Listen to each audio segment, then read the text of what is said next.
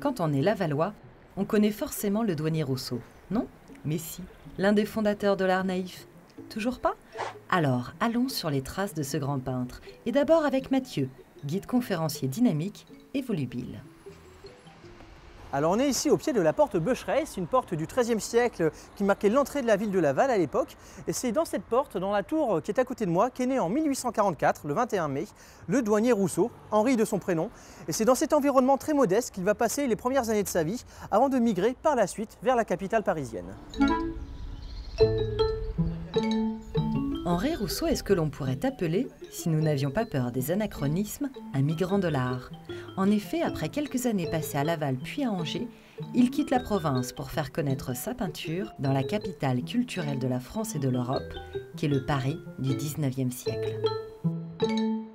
Alors là-bas, il va côtoyer des élites intellectuelles, des élites avant-gardistes.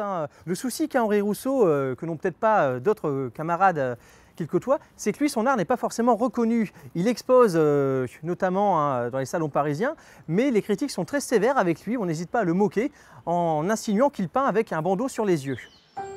L'absence de reconnaissance n'entrave en rien la production du peintre. Il s'y consacre à temps complet lorsqu'il prend sa retraite en 1893. Il revient alors régulièrement à Laval et flâne ici, au jardin de la Périne. On y va ? Il est réservé vraiment à l'élite de la population, puisque pour y entrer, il faut un code vestimentaire que respecte le douanier. Lui qui est parti d'un milieu modeste, il arrive donc ici dans l'élite de sa ville natale.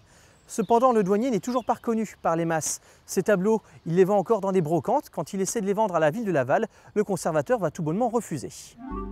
Le poète Guillaume Apollinaire rendra un hommage posthume au peintre en traçant ces quelques vers sur son tombeau. Et oui, on l'aura compris, c'est seulement après sa mort que le génie du peintre est reconnu. Et s'il est plus facile de découvrir ses œuvres à New York ou à Paris, le musée de Laval a malgré tout réussi à s'offrir 3 pièces. Notre parcours s'arrête donc au musée d'art naïf.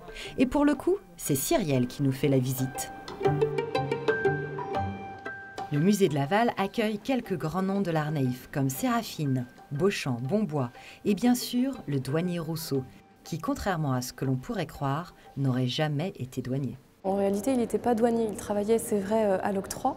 Et d'ailleurs, on peut le voir dans bon nombre de ses peintures, puisque les paysages de la Seine sont bien représentés dans son travail. Ce tableau s'appelle le Pont de Grenelle, il a été peint par Rousseau en 1892. En fait, on perçoit tout le caractère naïf du travail de Rousseau, notamment parce que ce personnage est représenté dans des proportions trop petites par rapport au percheron. 4 ans avant sa mort, le douanier Rousseau disait à Picasso « Nous sommes les 2 grands peintres de notre temps, toi dans le genre égyptien, moi dans le genre moderne. » Faisait-il alors preuve de naïveté ou d'ironie? Ça, nous ne le saurons jamais.